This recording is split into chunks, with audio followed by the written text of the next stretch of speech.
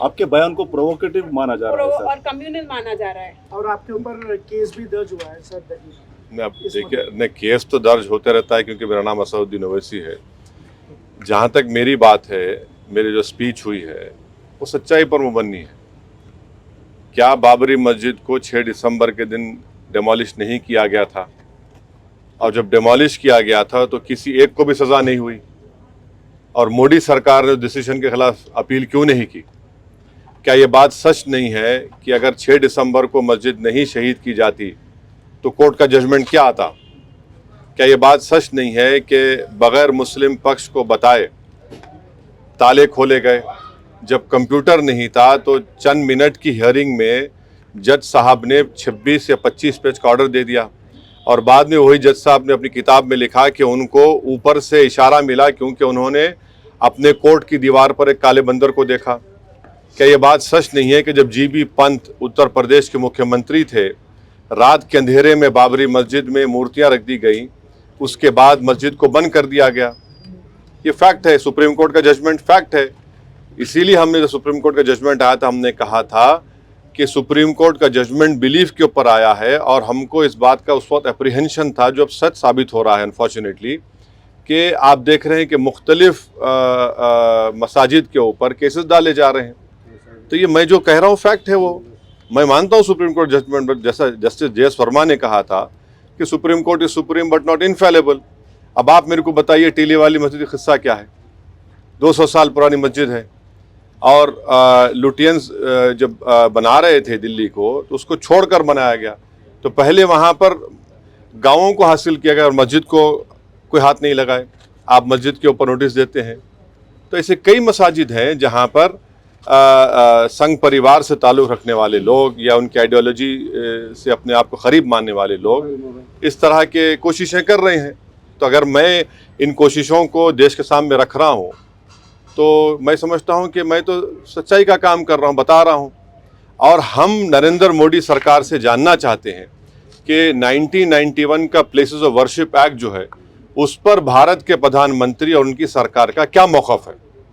क्यों नहीं केंद्र सरकार, वज़ीर आज़म, प्रधानमंत्री नरेंद्र मोदी ये कह देते हैं कि हम 91 के प्लेस ऑफ वर्शिप एक्ट को फॉलो करेंगे, उसको अबाइड करेंगे? ख़त्म, किस्सा ख़त्म कर दीजिए ना। जब आप 91 के एक्ट को मानेंगे तो सब किस्से ख़त्म हो जाएंगे। मैं आज भी कह रहा हूँ कि जिस दिन देश के प्रधानमंत्री ये चाहेंगे कि कोई मस्जिद के ऊपर कोई तमाशा ना हो, सब ख़त्म हो जाएगा। और तीसरी बात यह है कि बीजेपी से ताल्लुक़ रखने वाले एक कॉन्स्टिट्यूशनल फंक्शनरी है महाराष्ट्र के deputy chief minister Devendra Fadnavis, और वो ये कह रहे हैं कि उनके लिए बड़ा खुशी का दिन था क्योंकि 6 दिसंबर को वहाँ पर थे और बाबरी मस्जिद को शहीद कर दिया गया। अरे भाई, आप डिप्टी चीफ मिनिस्टर हैं, आप संविधान के ऊपर, आइन के ऊपर ओथ लिए हैं और आप जिस दिन डेमोलिशन हुआ था उसको आप कह रहे हैं कि बड़ा अच्छा काम हुआ। वो प्रोवोक नहीं कर रहे हैं, वो इंसाइट नहीं कर रहे हैं। एक डिप्टी सीएम रहकर इस तरह की बकवास कर रहे हैं। और अगर देवेंद्र फडणवीस को इतना हिम्मत अब आ गई है तो कोर्ट में जाकर कहना था कि हाँ मैंने तोड़ा मस्जिद को, कहना था ना। आपने नहीं कहा, डर के नहीं कहा आपने, और किसी को सजा नहीं हुई उसमें। तो डिप्टी सीएम है तो जाके कोर्ट ने बोलना था कि हाँ मैंने तोड़ा था। अब जितने लोग जो बोल रहे हैं, शिवसेना के लोग बोल रहे हैं, बोलिए जाकर कोर्ट को क्यों नहीं कहा आपने? इकबाल जुर्म कर लेते वहां पर। भाई, अगर आप डरते क्यों हैं जेल से? और ये प्राइम मिनिस्टर की सरकार ने उस क्रिमिनल जजमेंट के खिलाफ अपील नहीं की। और दूसरा, एकनाथ शिंदे जिसको बीजेपी सपोर्ट कर रही है, वो कह रहे हैं कि जो दरगाह है बरसों से, माने 200 साल 300 साल से दरगाह है, बोले उसको हम चेंज कर देंगे। अरे भाई, आप मुख्यमंत्री हैं महाराष्ट्र के, आपकी नज़र में सब बराबर होना चाहिए, चाहे किसी का मजहब हिंदू हो या मुसलमान हो, ईसाई हो, दलित हो, या फिर आपके बौद्ध मजहब के हो या सिख हो। और आप एक समुदाय की, और वो भी मुख्यमंत्री रहते हुए, एक डिप्टी सीएम रहते हुए इस तरह की बकवास कर रहे हैं। तो ये मुख्यमंत्री, डिप्टी चीफ मिनिस्टर और जो मोदी कैबिनेट के मंत्री हैं, इन लोगों के हौसले इसलिए बढ़ चुके हैं क्योंकि जो जजमेंट आया है बाबरी मस्जिद के क्रिमिनल ट्रायल का और टाइटल डिस्प्यूट का जो मसला, तो उसके बाद ये लोग इनके हौसले बहुत बढ़ चुके हैं। इसलिए इस तरह की बातें कर रहे हैं, अनारकी फैलाने की, इंसाइट करने की, प्रोवोक करने की। एक डिप्टी सीएम है, एक मुख्यमंत्री और एक यूनियन मिनिस्टर है। तो ये सब जिम्मेदारी देश के वजीर आज़म नरेंद्र मोदी पर आती है कि वो देश को बताएं क्या उनकी सरकार की क्या पॉलिसी है, बताएं हमको। सर सर, कांग्रेस ये एमपी अमित अब्दुल मालविया खलीक का हाँ? एक ने कांग्रेस 22 एमपी अब्दुल खलीक 22 जनवरी ने को योगी राम मंदिर का इनॉग्रेशन है। आप इस सवाल उठा रहे हैं कोर्ट के जो तो क्यों नहीं उठा सकते? सर मैं जब तक जिंदा रहूंगा 6 दिसंबर याद दिलाता रहूंगा। क्या सुप्रीम नहीं नहीं कोर्ट के मैं judgment मैं को मैं लेकर नहीं आपको- सुनिए, मैं सुप्रीम कोर्ट का जजमेंट फाइनल है, तो क्या मैं 6 दिसंबर की याद नहीं दिलाऊं? 6 दिसंबर अगर नहीं होता तो जजमेंट क्या आता? गलती क्या है बोलने में? गोली मारेंगे क्या? गोली तो चला चुके हैं गाड़ी पे, अभी और चलाइए, और क्या करना है? सर मगर मेरा फ्रीडम एक्सप्रेशन है, मैं एक सवाल उठा रहा हूं। अगर आप बोलेंगे नहीं उठा सकते तो क्या भाई ये क्या इजराइल है या फिर आपको ये नॉर्थ कोरिया है? जमहूरियत है, मेरा इख्तियार है, मेरा हक है, मैं ये सवालात उठा रहा हूं। मैं चाहता हूं कि हुकूमत जवाब दे इन सवालात का। Sir supreme Congress court MP का- अब्दुल खलीक ने योगी सरकार से सवाल किया है सर कि जो अयोध्या में धन्नीपुर मस्जिद का भी शिलान्यास करेंगे क्या?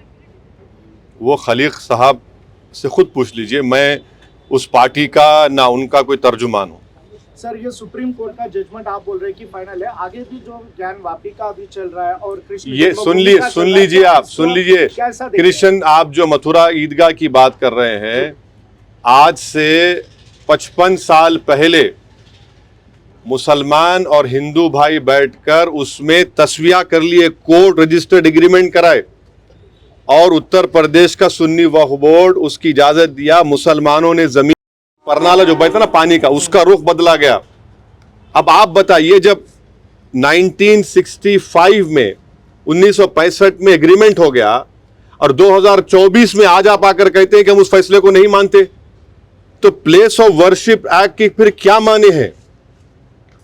इसीलिए मैं डिमांड कर रहा हूं कि देश के वजीर आजम की जिम्मेदारी है, कि उनकी गवर्नमेंट की जिम्मेदारी है कि वो खुलकर कह दें कि 1991 का प्लेसेस ऑफ वर्शिप एक्ट हमारे लिए एक बहुत अहम चीज है, हम उसके लिए उसके ऊपर स्टैंड बाय करते। सुप्रीम कोर्ट ने तो बाबरी मस्जिद केस में कहा ना इसके बारे में, ये हमारे बेसिक स्ट्रक्चर का हिस्सा सुप्रीम कोर्ट ने कहा था। अब आप कहां जाके रुकेंगे? आपको मालूम स्वामी विवेकानंदा ने क्या कहा था एक बड़ी इबादतगाह के बारे में? अगर वो बोलूंगा तो फिर तनाजा हो जाएगा। क्या बोला? आप पढ़ लीजिए, आप लोग पढ़ते नहीं तो मैं क्या करूं? सर, ये पार्लियामेंट अमित चुनाव मालविया आने का वाले आपके हैं, स्टेटमेंट को सर। कम्युनल कहा हाँ? आपकी स्टेटमेंट को कम्युनल कहा जा रहा है and you are trying to divide bring a divide among ऐसा है ना, असदुद्दीन ओवैसी ही इस मुल्क का सबसे बदनाम आदमी है, बाकी सब राजा हरिश्चंद्र की औलाद है, दूध के धुले हुए हैं, इनसे कोई गुनाह हो ही नहीं सकता, इनसे कुछ हो ही नहीं सकता। भाई गांधी के कत्ल से लेके 2002 के गुजरात तक, उत्तर प्रदेश में बुलडोजर से लेके एनकाउंटर में हथकड़ियां हैं गोली मारने से, सब जिम्मेदार मैं हूं, दूसरे नहीं है। कोई बात नहीं, लगाइए इल्जाम। पार्लियामेंट तो अभी क्या होना चाहिए सर? हाँ? क्योंकि 22 तारीख को क्या होने वाला है? 22 तारीख को इनॉग्रेशन होने वाला है, हाँ। तो किस प्रकार का माहौल होना? एक तरफ आप जो है अपनी बात कर रहे हैं, हाँ, तो मेरे मेरी बात मुझे अपनी बात करने का इख्तियार है।